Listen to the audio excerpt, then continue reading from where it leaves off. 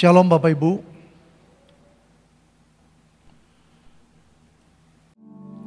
Ya, saya akan lanjutkan, ini adalah yang kelima.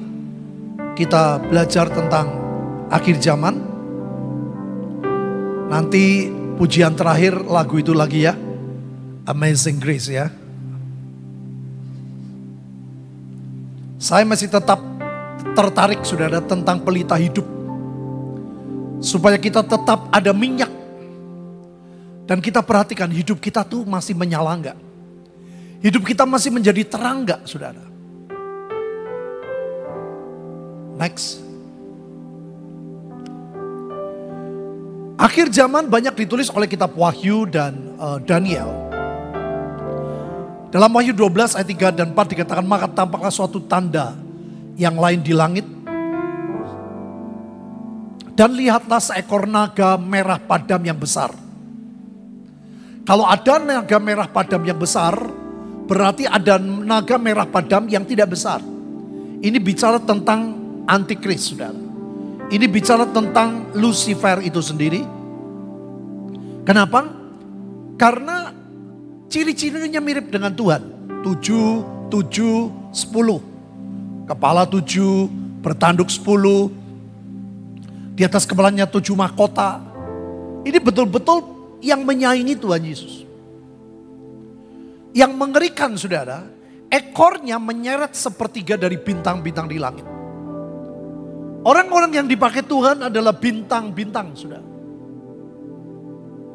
Ada dua penafsiran, sepertiga itu betul-betul jumlah sepertiga. Tapi penafsir yang lain berkata sepertiga itu minoritas. Saya lebih mengimani minoritas. Supaya jangan banyak orang-orang yang jatuh saudara. Dan melemparkannya ke atas bumi, ini bicara tentang dunia. Dan naga itu berdiri di hadapan. Nah ini yang penting. Naga itu berdiri di hadapan perempuan yang hendak melahirkan. Itu untuk menelan anaknya. Segera sesudah perempuan itu melahirkan. Saudara, sebetulnya hidup kita ini seperti perempuan. Yang setiap musim harusnya melahirkan. Pertumbuhan kerohanian kita dari musim yang satu ke musim yang lain adalah seperti orang melahirkan. Dari tempat ini, dari panggung, orang-orang yang di sini saudara, yang penting aku puas, yang penting orang lihat saya bermain, yang penting orang lain lihat saya tampil. Masuk musim yang kedua yaitu mimbar. Mimbar itu apa? Tugas saudara. Mulai meninggalkan sifat dunia. Jangan memikirkan tampil. Makanya saya bilang saudara, saya pernah dengar, aku pokoknya hanya tugas saja aku mau datang. Kalau nggak tugas aku nggak datang. Saya bilang hati-hati. Kalau saudara cuma pengen tampil, itu bukan hati Tuhan. Mulai meningkat. Kita mengerjakan tugas dari Tuhan dengan sebaik-baiknya. Tapi kalau kita melakukan tugas saudara, pada waktu orang memuji, tanpa sadar kita bisa bangga. Kita bisa sombong tanpa kita sadari. Pada waktu orang mengejek, orang tidak menyukai, sudah bisa kecewa. Dan ayo saya bilang, kita berubah jadi mezbah Tuhan. Mezbah itu berbeda saudara. Di mezbah selalu ada api. Tuhan berkata, aku akan membaptis engkau bukan hanya dengan Roh Kudus, tapi dengan api. Api yang ngapain saudara? Membersihkan kerak-kerak hidup kita. Membersihkan kedagingan kita. Itu menyakitkan dan itu tidak enak. Mau tidak mau saudara itu harus dikerjakan. Itu bicara untuk kita masuk ke ruang maha suci. Nanti kita lihat ayatnya saudara. Maka dari itu, ingat minggu lalu saya mengajar saudara 2 minggu lalu. Dalam Matius 24:19. Celakalah ibu-ibu yang sedang hamil atau yang menyusukan bayi pada masa itu. Pada masa antikris mulai muncul, saudara baru melahirkan, ngeri. Saudara. Kalau kita mau membereskan hidup sekarang saudara. Mau upgrade kerohanian sekarang. Mau sungguh-sungguh sama Tuhan sekarang.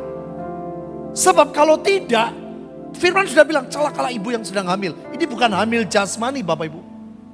Kerinduan untuk melahirkan sesuatu dalam hidup kita. Setiap musim ada pertumbuhan. Orang-orang melihat kehidupan kita. Orang-orang melihat sesuatu yang berubah dalam hidup saudara. Gak ada orang yang sempurna saudara. Kita banyak kekurangan, kita banyak kelemahan. Tetapi Tuhan mau kita berubah. Seperti saudara dengar kemarin ya, saya banyak saudara pebisnis yang bilang sama saya, Japri, dia bilang, waduh saya baru dengar nih. Seorang pebisnis besar saudara. Pak Jimmy itu punya perusahaan-perusahaan gede, perusahaan dunia saudara. Level dunia. Tapi dia mengatakan, aku adalah kingdom's man. Itu teman-teman saya, para pebisnis, saya bilang, waduh saya baru nangkep itu. Sulit sekali saudara. Orang selalu biasanya gak pernah puas. Bagaimana terus mengumpulkan harta. Tapi tidak banyak saudara orang yang sungguh-sungguh memberikan. Mengalirkan. Ternyata bukan cuma kita. Mereka teman-teman di Jakarta saudara. Yang mereka lakukan dua loh. Bukan cuma sembako. Tapi mereka masak juga. Itu merepotkan saudara. Datang kepada orang, orang-orang miskin untuk diberikan. Itu gak mudah saudara. Memang ada di antara kita beberapa masak juga. Tapi mayoritas kita sudah bentuk sembako. Tidak terlalu berat saudara. Maka dari itu saya mau beritahu saudara. Kalau mau bagi sembako sekarang saudara. Kalau mau nolong orang sekarang. Sebab kalau saudara waktunya sudah begini, setannya sudah menuntut muncul, tandanya sudah datang, saudara baru melahirkan, ini berat saudara. Kenapa? Naga itu berdiri di hadapan. Karena siap untuk menelan. Karena dia sudah ngomong, ini waktuku. Ini waktuku. Ya. Maka timbullah peperangan di surga. Mikael dan malaikat-malaikat berperang melawan naga itu. Naga itu dibanti malaikat-malaikat. Saudara, ini bukan tugas kita ya. Ini pekerjaannya para malaikat Tuhan. Ini betul-betul perang sangat besar. Naga besar itu si ular tua yang disebut iblis atau Satan. Yang menyesatkan seluruh dunia. Dilemparkan di bawah, ke bawah. Berarti gak bisa naik turun ke surga lagi. Dia gak bisa menuduh lagi. Betul-betul ini waktu dia di dunia. Naga itu diberikan, Roh Kudus diambil. Ya, nanti saya jelasin. Ia dilemparkan ke bumi bersama-sama dengan malaikat-malaikatnya. Ini waktu yang mengerikan saudara. Ini bersamaan dengan saudara baru mau sungguh-sungguh. Berat sekali saudara. Next. Dan ketika naga itu sadar bahwa ia telah dilemparkan di atas bumi. Perhatiin Bapak Ibu, ia memburu perempuan yang melahirkan anak itu. Makanya orang bilang, jangan perang lawan setan. Nanti setan seperti macan bangun, gak pernah dia tidur saudara. Alkitab berkata setan itu pencuri, pembunuh, pembinasa. Dia berjuang terus mencuri uang saudara, mencuri damai saudara. Mencuri kekudusan kita supaya kita jatuh dalam dosa. Dan kalau dia bisa curi, dia akan binasakan. Dia bunuh, dia binasakan. Berapa banyak keluarga-keluarga yang cerai. Itu roh itu bekerja bukan hanya mencuri. Tapi membunuh saudara. Dan ujungnya adalah kebinasaan. Ngeri banget. Nah, aneh sekali, dalam kondisi sangat mepet saudara, Tuhan tetap tolong. Kepada perempuan itu diberikan, apa Bapak Ibu? Kedua sayap. Harusnya kalau saudara dan saya pengen punya sayap sekarang. Kalau mau minta sayap sekarang. Beberapa kali kalau saya lihat hamba Tuhan yang punya karunia nabi, kalau dia berdoa, dia kadang bisa lihat, aku lihat ada sayap kecil di orang ini. Ya, nanti sekian waktu sayap itu semakin besar. Ini enggak saudara, ini mendadak. Sebab kalau tanpa dua sayap enggak bisa. Hidup kita tuh harus seimbang antara roh dengan jasmani. Mobil kita tidak bisa berjalan dengan baik, saudara, kalau tidak balance. Kalau bannya tidak balance, itu gak bisa berjalan dengan baik. Hidup kita dalam segala hal perlu seimbang. Rohani, tapi jasmani juga harus seimbang. Saya tidak takut kepada virus. Saya percaya Tuhan memberitahu kepada kita akhir Desember, Mazmur 91. Tapi harus seimbang.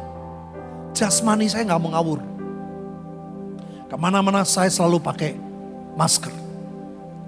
Di tempat yang agak rame, saya tambah face shield.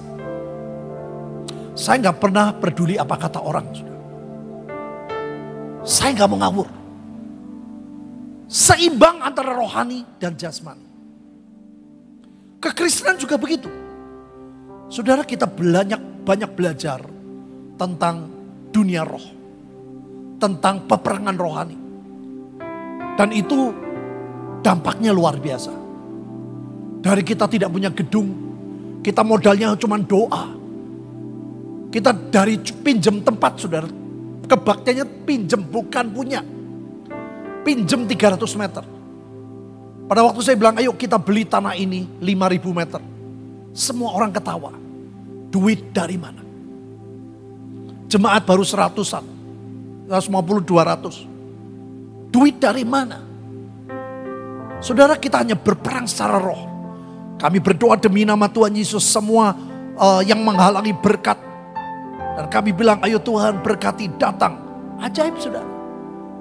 Ini dulu saya sudah bilang, saudara, ini rumah tempat salah satu paling angker di Temanggung. Waktu saya tawar yang punya, kok murah? Saya bilang, Pak, daripada tempat Bapak nggak laku-laku, banyak saya tanya toh. Loh kok Pak itu tahu? Ya tahulah. Saya bukan orang Temanggung, tapi saya diberitahu. Dengan ajaib, saudara. Kita terus membangun. Walaupun sekarang sedang terhambat. Saya tahu ini tidak mudah. Tapi ajaib, kita terus membagi kepada orang-orang miskin. Sekian miliar loh saudara, bukan uang kecil. Sampai kadang-kadang bilang sama saya, Pak, Bapak kok gak pernah sih, ayo kita kumpulin dana untuk pembangunan. Kok untuk ngasih orang terus? Saya bilang, oh terima kasih kamu ngingetin saya. Uang kita semua sudah, hampir semuanya. Untuk orang-orang miskin, untuk menolong mereka. Dana misi kita paling kuat. Kas pembangunan sudah berapa hari lalu di bawah 10 juta loh, banyak. Saya baru sadar. Oke deh, nanti minggu saya umumin khusus. Nah minggu lalu saya tergeraknya saya tetap tentang gelombang 3. Ya sudah, saya nurut saja. Tapi percayalah, Tuhan kita sangat ajaib buat setiap saudara. Maka dari itu saudara, ini jangan terlambat. Perhatiin ya, dari perunasan yang besar supaya ia terbang ke tempatnya di padang gurun. Semua bahasa Inggris saudara dalam Alkitab bahasa Inggris betul disebut wilderness. Tempat padang gurun. Ini tempat yang tidak enak saudara. Ini berbeda dengan perempuan yang diangkat di awan-awan. Kalau saudara dan saya kerohaniannya mencukupi, mencapai level minimal, kalau aku datang adakah aku mendapati iman? Saudara tempatnya bukan di padang gurun. Tapi kalau saudara mepet waktunya, tempatmu di padang gurun. Walaupun terlindungi, tapi ini bicara suasana yang gak enak saudara. Di mana ia dipelihara jauh dari tempat ular itu. Selama 1 masa, 2 masa dan setengah, 3,5 masa, persis. Nanti kita lihat skemanya, 3,5. Pada waktu Tuhan datang mengangkat gerejanya, tapi ada gereja Tuhan yang sangat mepet waktunya. Terpaksa dibawa ke padang gurun. Untuk melindungi saudara dari serangan naga besar itu. Lalu ular itu menyemburkan dari mulutnya air sebesar sungai ke arah perempuan itu supaya ia dihanyutkan sungai. Tetapi bumi datang menolong perempuan itu. Ia membuka mulutnya dan menelan sungai di bukan. Karena bumi ini milik Tuhan. Maka marahlah naga itu kepada perempuan itu. Perhatiin ya. Lalu pergi memerangi keturunan yang lain. Siapa saudara? Yang justru menuruti hukum Allah dan memiliki kesaksian. Jadi yang ditinggal di dunia ada dua. Orang-orang Kristen yang tidak sungguh-sungguh. Saudara akan bergabung dengan antikris. Kenapa? Sekarang kita pakai logika saudara. Kalau saudara lihat orang yang saudara sayangi, lihat anak saudara. Terus pistol. Kalau ke pistol cepat jeder ya, kita nggak takut mungkin. Tapi kalau sesuatu yang menyayat, tak bunuh anakmu. Atau kamu menyangkal Yesus. Siapa yang kuat?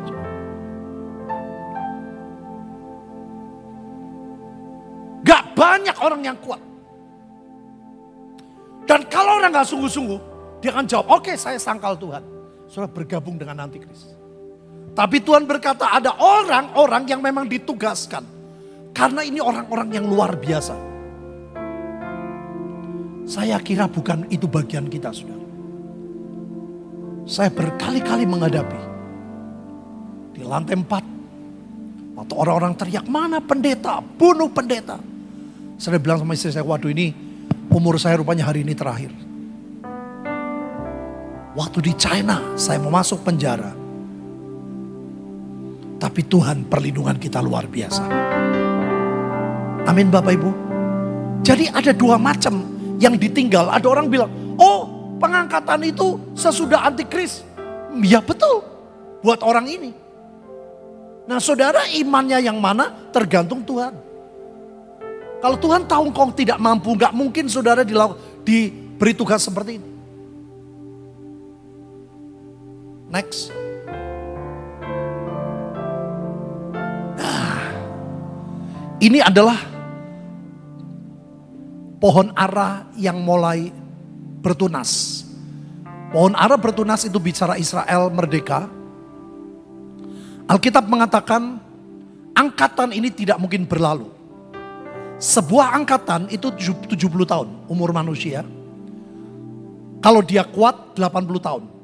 Jadi 48 kalau ditambah 70 tahun 2018 di sini.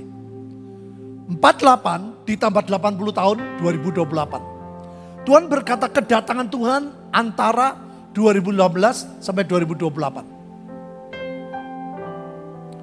Nah, yang menarik Bapak Ibu, akhir Desember ini menjadi ukuran lebih mudah. 24 Desember 2024 tsunami Aceh. Tanggal 25 Desember kami di Bali. Tuhan tuh bilang, maukah engkau memikirkan Indonesia? Teman saya Pak Agung bilang, mikir jemaat bemu metok, mikir Indonesia. Saya jawab saudara, manusia daging kita seperti itu. Tapi begitu tanggal 26 pagi kita nonton TV, tsunami Aceh. Saya gak punya teman saudara. Saya belum khotbah di Pangdam Aceh setelah beberapa tahun setelah itu. Saya belum kenal mereka, saya gak ada teman. Tapi di sini sakitnya bukan main. Saya bilang, Tuhan kenapa saya egois? Kenapa malam itu gak berdoa buat Indonesia? Nah saudara, ternyata ini menjadi ukuran. Yesaya 60 itu bicara tentang lawatan, tuaian perpindahan kekayaan, juga perpindahan jiwa-jiwa. Itu dengan kegelapan saling overlapping. Jadi mulai tahun 2004 saya khotbah tentang Yesaya 60 saudara. Ada hamba Tuhan berkata 7 tahun kelimpahan itu 2005. Kalau 2005 7 tahun itu sampai 2011. Di sini juga sudah 2010 sampai 2011 itu begitu banyak bencana. Salah satu tsunami Aceh. Dan kita 2009 kita mencapai seluruh Indonesia saudara. Kita bergerak ke seluruh pelosok Indonesia. Nah, mulai 2012 Kita grafiknya naik, kita nggak sadar saudara. Mulai dari sini kegelapan mulai berjalan, tapi pemulihan juga berjalan bersama-sama. Ini overlapping. Kegelapan menutupi bumi, kekelaman menutupi bangsa-bangsa, tapi pemulihan juga berjalan bersama-sama. Cuman yang Tuhan bilang, bangkitlah menjadi terang. Kalau saudara bangkitnya terlambat, gelap yang datang, saudara nggak ngalami apa-apa. Ada banyak contoh saudara dari tahun ini sampai ini, sini sama sini, ada banyak orang yang telat bangkit. Maka saudara tidak menikmati apa itu pemulihan. Tapi kalau saudara bangkit lebih dulu, saudara akan mengalami. Ini overlapping memang, tapi terus naik. Di sini lebih naik lagi. Kita ke bangsa-bangsa saudara. Hampir seluruh dunia kita pergi. Ke daerah-daerah miskin di Afrika. Ke Tibet. Anak saya Vincent tadi yang dia bilang, Pak aku ingat lagu itu. Saya bilang, ajarin lah. Itu lagu bagus banget, Amazing Grace. Kita ke daerah-daerah susah. Ini luar biasa Bapak Ibu. Tanpa sadar lihat, kita meningkat. Di 7 tahun pertama, pelosok Indonesia. 7 tahun kedua, bangsa-bangsa. Nah aneh, Desember 2019 mulai ada COVID muncul di Wuhan. Waktu itu hanya beberapa ke Hong Kong, karena orang Wuhan banyak ke Hong Kong. Tapi belum melanda Indonesia. Ini Indonesia, ini beberapa negara Asia, ini dunia sudah. Maka saya percaya di sini ada 7 tahun terakhir gelombang yang luar biasa.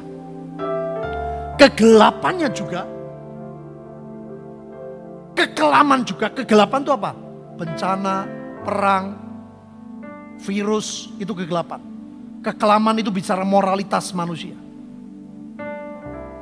Orang sudah tidak memikirkan Tuhan lagi. Ranking 1 orang mencintai diri sendiri. Makanya orang banyak cerai, kenapa saudara? Aku gak puas kok.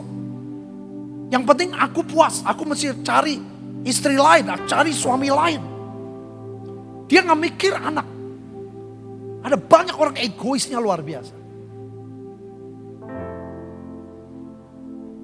Nah saudara, ini saya percaya 7 tahun terakhir adalah 2020 sampai 2006. Ini sekitar ya, gak ada yang pasti.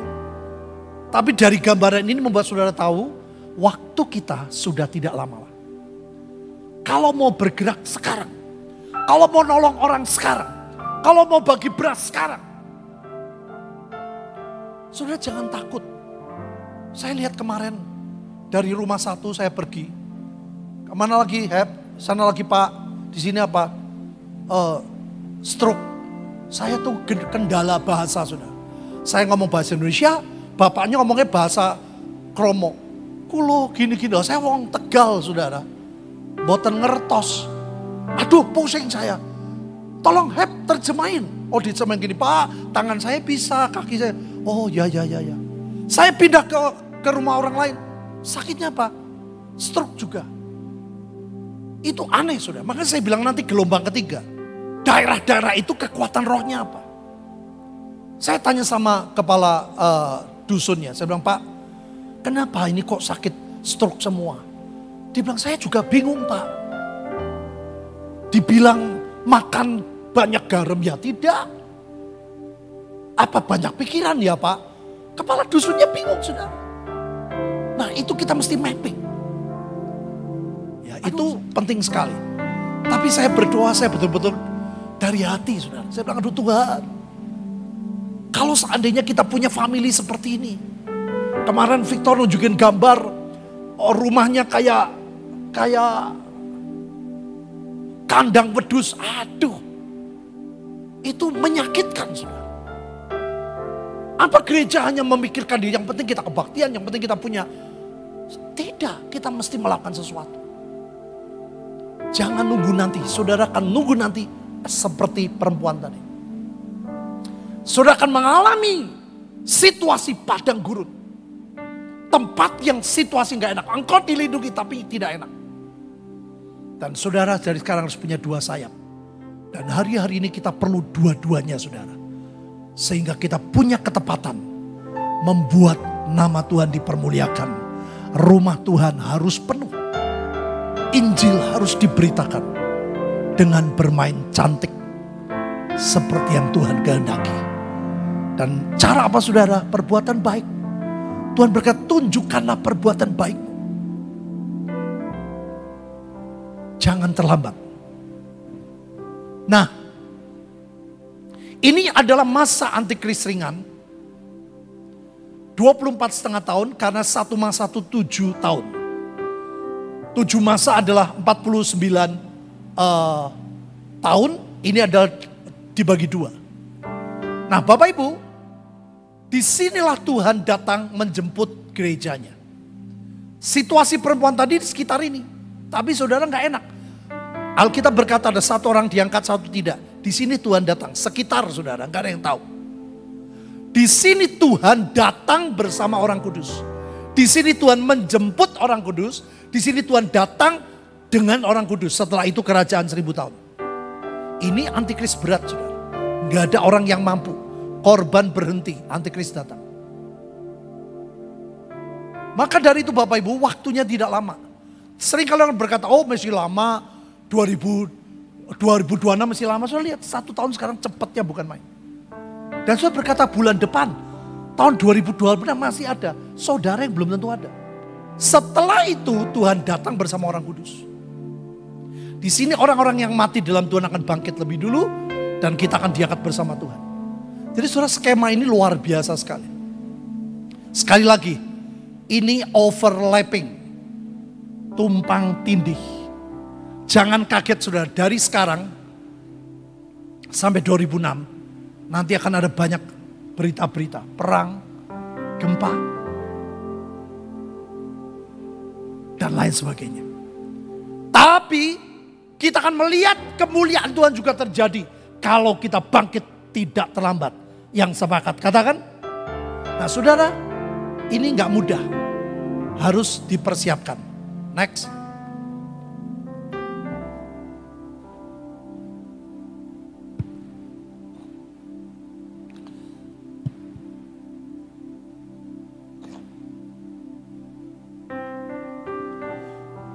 Kemudian diberikanlah kepadaku sebatang bulu.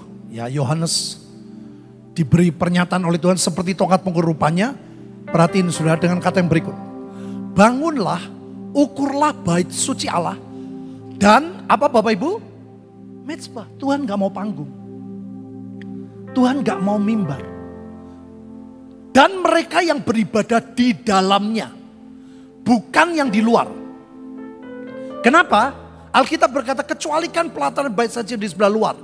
Kenapa enggak dihitung? Jangan engkau mengukurnya karena ia telah diberikan kepada bangsa lain. Bangsa ini bicara tentang antikris. Yang saya bilang tadi, dari awal enggak mau sungguh-sungguh. Alkitab berkata antikris berasal dari antara kita. Itu bicara apa saudara? Antikris ringan. Dulu saya waktu di Tegal saudara. Saya buat persekutuan doa. Saya dari orang yang orang Tegal tahu hidupnya maksiat.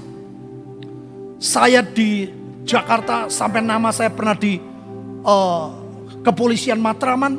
Karena saya bersama orang-orang Ambon waktu itu saya cuma bendahara pegang. Tapi saya tetap disebut preman ya karena saya walaupun pegang, hanya pegang. Saya tidak ikut nodong. Saya tidak ngikut meres. Hidup saya gak karuan. Saya jadi anak Tuhan. Saya buat persekutuan di rumah. Saudara tahu yang musuhin siapa? Orang-orang Kristen. Waduh, saya waktu hampir kecewa saudara. Saya bilang, Tuhan kok seperti ini? Saya hidupnya gak karuan sekarang jadi anak Tuhan. Saya buat persekutuan dan keluarga sendiri loh. Ibu saya, adik-adik saya, temannya adik saya. Ada pendeta ngomong, itu ngumpulin duit itu. Saya bilang ini gereja kok pikirannya duit. Waduh sudah saya hampir kecewa waktu itu. Tapi saya tahu Tuhan itu baik, Tuhan berikan kekuatan. Maka dari itu saudara, jangan di luar. Kalau engkau di luar, engkau akan diserahkan kepada bangsa lain. Kalau sudah gak sungguh-sungguh sekarang akan digabung. Mereka itu gabungan. Orang yang tidak sungguh-sungguh dengan antikris. Akan menginjak-injak kota suci 42 bulan namanya. 3,5 tahun. Ngeri sekali, saudara. Katakan bersama saya, dalam nama Tuhan Yesus, saya mau bangkit sekarang, mencintai Tuhan, mencintai keluarga, mencintai sesama. Yang percaya katakan, jangan terlambat Bapak Ibu. Saya dari dulu tidak pernah tertarik kalau cuma jadi Kristen. Saya nggak pernah mikir jadi pendeta, saudara. Saya pertama ke gereja, di gereja Katolik. Sampai saya cari tahu gimana cara jadi pastor. Saya diberi mimpi sama Tuhan. Saya datang ke persekutuan, akhirnya saya mengerti. Sampai saya jadi hamba Tuhan 82, saya jadi penginjil. Saya pernah ke kantor polisi Matraman. Saya datang, saya minta maaf. Oh, polisinya ganti semua. Hidup kita harus berubah. Yang sepakat katakan. Dan aku memberi tugas. Nah ini saudara, ini orang tadi yang punya hukum-hukum Tuhan. Kepada 2 saksiku. Supaya mereka bernubuat sambil berkabung. Karena dunia dikuasai oleh si jahat. 1260 hari. Ini 3,5 tahun juga. Ini aneh. Disebut bulan, ini hari. Kenapa Tuhan ngomong hari? Tuhan gak pengen lama, saudara. Ini masa yang tidak mudah. Mereka adalah kedua pohon zaitun, kedua kaki Dian. Yang beri di hadapan Tuhan semesta alam. Dan jika ada orang yang hendak menyakiti mereka, keluarlah api dari mulut mereka, menghanguskan mereka semua. Jika ada orang yang hendak menyakiti mereka, orang itu mati secara itu. Ini orang yang luar biasa. Yang ditugaskan Tuhan di masa antikris. Next. Mereka mempunyai kuasa menutup langit, supaya jangan turun hujan selama mereka bernubuat. Ini bicara roh. Ini bicara siapa Bapak Ibu? Elia. Mereka mempunyai kuasa segala air untuk mengubahnya menjadi darah dan memukul bumi dengan segala jenis malapetaka, sehingga setiap kali mereka menghendaki. Ini adalah Musa. 2 saksi itu adalah Elia dan Musa. Dan orang-orang yang dikawal oleh Elia dan Musa. Apabila mereka telah menyelesaikan kesaksian mereka, maka binatang yang muncul dari jurang maut, ngeri saudara, akan memerangi mereka dan mengalahkan serta membunuh mereka. Ini orang-orang yang betul-betul mengalami seperti Tuhan Yesus. Mayat mereka terletak di atas jalan raya kota besar, yang secara rohani disebut Sodom dan Mesir, di mana Tuhan juga disalibkan. Ini bicara Yerusalem. Mayat mereka, saudara. Dan orang-orang dari segala bangsa dan suku bahasa, kaum melihat mayat mereka 3,5 hari lamanya. Orang itu tidak memperbolehkan mayat mereka dikuburkan. Jadi tontonan. Mereka yang diam di atas bumi bergembira, bersukacita mereka itu, dan berpesta dan saling mengirim hadiah. Ini persis seperti Tuhan Yesus 3 hari dikubur. Pada waktu Yesus mati, dikubur, itu neraka sorak-sorai, saudara. Mereka nggak tahu kalau Yesus bakal bangkit. Ini orang-orang luar biasa. Perhatiin ya. Karena kedua nabi itu telah merupakan siksaan bagi semua orang yang diam di atas bumi. Ini masa antikris. Jadi orang kalau nggak punya kekuatan nggak mungkin. Tinggal diberikan buat orang biasa nggak bisa. Hanya orang yang diberi tugas Tuhan. Next. 3,5 hari kemudian masuklah roh kehidupan dari Allah. Persis seperti Tuhan Yesus. Sehingga mereka bangkit, semua orang melihat mereka menjadi sangat takut. Orang-orang itu mendengar suatu suara yang nyaring dari surga berkata kepada mereka, naiklah kemari. Lalu naiklah mereka ke langit. Jadi ngalami persis pengangkatan. Jadi waktunya kapan? Ya hampir bersamaan, saudara. Cuman ini enggak semua orang. Saya pun enggak level, saudara. Saya enggak masuk. Nah, setelah antikris, pada saat terjadi gempa bumi yang dahsyat. Berarti gempa bumi yang bakal terjadi tidak dahsyat. Percayalah, tidak akan menghancurkan hidup saudara. Yang percaya katakan, makanya kita berdoa supaya kita seperti Abraham. Tuhan kalau boleh Sodom dan Gomora jangan dihancurin. Kalau boleh jangan gempa. Kalau gempa tolonglah skalanya diperkecil. Supaya tidak ada kematian sia-sia. Coba kalau 25 Desember saya tidak egois. Tuhan ampuni bangsa kami. Kan kita nggak tahu terjadi di Aceh. Ampuni Tuhan. Kalau salah ampuni. Sudah seperti, ingat ya saya khotbah. Ini seperti timbangan. Kalau kedurhakaan bertambah, kasih manusia menjadi dingin. Dan kalau kedurhakaan bertambah, ini setan nuntut bencana. Harus virus, harus bencana. Kalau kita berbuat kasih, ini cawan kebaikan ditambah, cawan kebenaran ditambah, ini jadi ringan. Dan kalau ditambah, ini akan terjadi banyak mujizat. Zaman Kisah Rasul akan terjadi. Orang mati bisa bangkit. Yang percaya katakan, itu yang saya mau lihat. Di 7 tahun gelombang terakhir. Nangkap Bapak Ibu. Itu 1 Korintus 2 ayat 9. Yang tidak pernah kau lihat. Yang tidak pernah kau duga. Engkau akan lihat, alami. Yang percaya katakan, 7.000 orang mati dengan gempa bumi itu, orang-orang lain sangat ketakutan. Lalu memuliakan Allah di surga. Tetap saudara, akhirnya Tuhan ingin pertobatan dalam situasi apapun. Celaka yang kedua sudah lewat. Lihatlah celaka 3 dan segera menyusul. Ngeri sekali. Bayangin Bapak Ibu. Kondisi dunia akan seperti ini. Tidak ada tempat yang aman. Tempat aman di mana? Saya mau tanya saudara. Tempat paling aman di mana? Goshen. Apa tuh Goshen? Hati yang melekat kepada Tuhan. Kalau kita bersama Tuhan, tidak ada yang menakutkan kita. Amin Bapak Ibu. Next. Ini menarik sekali saudara. Nebukadnezar pernah mimpi ada patung yang besar. Ada patung itu kepalanya dari emas tua, dada lengannya dibicara tentang orang-orang hebat dunia ya dari media Persia terus saudara. Nah ayat 33, sedang pahanya dari besi. Yang terakhir kakinya sebagian dari besi dan sebagian lagi dari tanah liat. Jadi antikris saudara. Kerajaan yang menguasai dunia sebagian dari besi. Ini bicara keras. Garis keras. Dan sebagian dari tanah liat. Ini kelihatannya lembek tapi menyesatkan. Lihat saudara. Kalau besi itu keras. Tanah liat itu membuat damai. Jangan kaget seolah-olah itu nanti bisa mendamaikan Palestina dengan Israel. Mungkin mendamaikan Amerika dengan China.